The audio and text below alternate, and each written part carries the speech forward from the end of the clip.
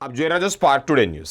આગામી સમયમાં ભગવાન પરશુરામજીની શોભાયાત્રા નીકળશે અને તે જ અંતર્ગત મીટિંગનું આયોજન કરવામાં આવ્યું છે। શ્રી શૈલેષભાઈ સોટાના સૂચના અનુસાર શ્રી સમસ્ત ગુજરાત બ્રહ્મ સમાજ વડોદરા શહેર જિલ્લા અને વર્લ્ડ બ્રાહ્મણ ફેડરેશન દ્વારા પરંપરાગત રીતે પ્રતિવર્ષ યોજાતી ભગવાન પરશુરામની યાત્રા ચાલુ વર્ષે 29મી તારીખે મંગળવારના રોજ યોજાવાની હોય ત્યારે યાત્રાની વિગતવાર માહિતી, પ્રસ્થાન, રૂટ, કન્વીનરો તેમજ શોભાયાત્રા સમિતિના સભ્યોની નિમણૂક તેમજ અન્ય તૈયારીઓ માટે એક અગત્યની મીટિંગ રાખવામાં આવી છે।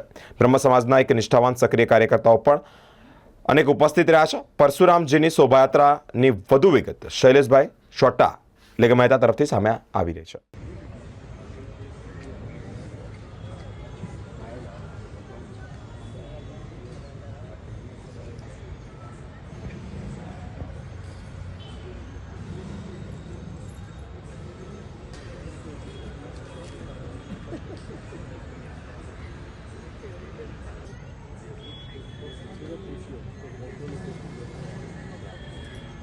સુનિતાબેન શુક્લ આ દરેક કાઉન્સિલર શ્રીઓને મારી નમ્ર વિનંતી છે કે તેઓ અહીંયા સ્ટેજ પર પધારે।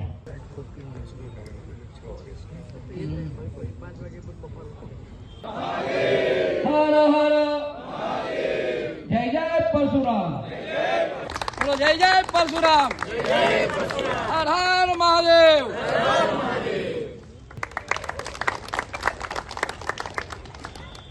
જય પરશુરામ।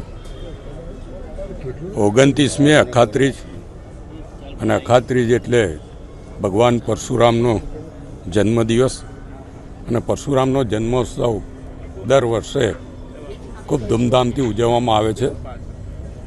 આ વર્ષે પણ ધૂમધામથી ઉજવવાનું બ્રહ્મ સમાજે નક્કી કર્યું છે। બ્રહ્મ સમાજની સાથે હિન્દુ સંગઠનો પણ આ શોભાયાત્રામાં જોડાય છે। આ વખતે ફેરફાર એ કર્યો છે કે દર વખતે સવારે શોભાયાત્રા નીકળે છે, આ વખતે ગરમીને ધ્યાનમાં લઈને સાંજે શોભાયાત્રા નીકળશે। રૂટ એ જ છે, સૂર્યનગર ગરબા ગ્રાઉન્ડથી આ શોભાયાત્રા શરૂ થશે। અહીંયાથી પાણીગેટ, માંડવી, ન્યાય મંદિર થઈને અમદાવાદીપુર મહાદેવના મંદિરે આરતી કરવામાં આવશે।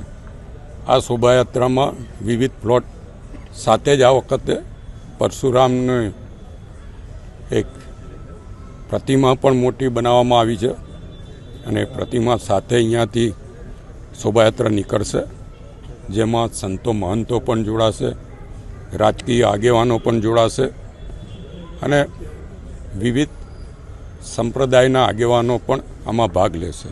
હું આપના મારફત તમામને પરશુરામ જન્મોત્સવની શોભાયાત્રામાં ઉપસ્થિત રહેવા અને ભાગ લેવા માટે વિનંતી કરું છું। અને પરશુરામ એટલે વિષ્ણુનો છઠ્ઠો અવતાર અને ભગવાન વિષ્ણુને તમામ હિન્દુઓ માનતા જ હોય છે। અને આપ જાણો છો કે આ શોભાયાત્રા જ્યાં જ્યાંથી પસાર થાય છે એમાં મેમણ કોલોની હોય, બાવમાનપુરા હોય, પાણીગેટ હોય, રાજપુરાની પોળ, મદાર માર્કેટ, આ તમામ ઠેકાણે મુસ્લિમ આગેવાનો દ્વારા ખૂબ જ મોટા પ્રમાણમાં સ્વાગત થતું હોય છે। આ વખતે પણ એ જ પ્રમાણે સ્વાગત પણ થશે, કારણ કે છેલ્લા કેટલાય દિવસથી મુસ્લિમ આગેવાનોનો ફોન આવે છે કે ક્યારે શોભાયાત્રા, કારણ કે અત્યાર સુધી છેલ્લા 2-3 વર્ષથી ઈદ અને પરશુરામ જન્મોત્સવ એક સાથે આવતા, એટલે આ વખતે સામેથી ફોન આવ્યા છે અને મેં કીધું છે કે 29મી છે અને તમામ લોકો સ્વાગત કરવા થનગની રહ્યા છે। ત્યારે તમામને આ શોભાયાત્રાને ભવ્ય શોભાયાત્રા બનાવીએ એવી વિનંતી કરું છું। જય પરશુરામ। વડોદરાના સાંસદ હેમાંગભાઈ જોશી, પૂર્વ સાંસદ રંજનબેન ભટ્ટ, પૂર્વ મંત્રી રાજેન્દ્ર ત્રિવેદી, ભાર્ગવભાઈ ભટ્ટ, વડોદરા શહેરના mayor, deputy mayor, standing committee chairman, શહેર જિલ્લાના તમામ ધારાસભ્યોને પણ આમંત્રણ આપીએ છીએ અને જિલ્લાના તમામ ધારાસભ્યો અમારા મિત્રતાના નાતે દર વખતે હાજર પણ રહે છે, એ તમામ હાજર રહેશે। સાથે જ સંતોમાં જ્યોતિનાથ છે, દિનેશગીરી અને નંદગીરી જે કુબેર ભંડારીના મહંતો છે, એની સાથે સ્વામિનારાયણ સંતો અને ફ્લેગ ઓફ આપવા વૈષ્ણવાચાર્ય જાતે ઉપસ્થિત રહેશે।